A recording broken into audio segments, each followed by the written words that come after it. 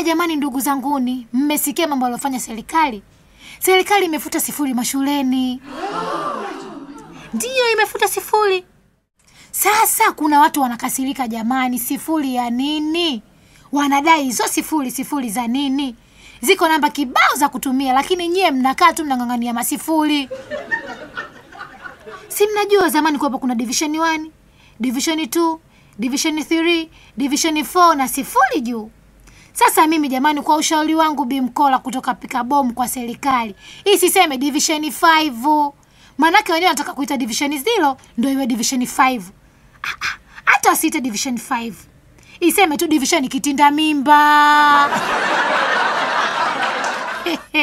Hiito division kitinda mimba. Si mtoto wa mwisho jamani, haitwa kitinda mimba. Alafu itapendeza sana mtoto wa mwisho akitwa kitinda mimba. Hata mtoto wa mwisho pia darasani tusimuite wa mwisho. Serikali tena ipige marufuku kabisa, iseme kitinda mimba wa darasa.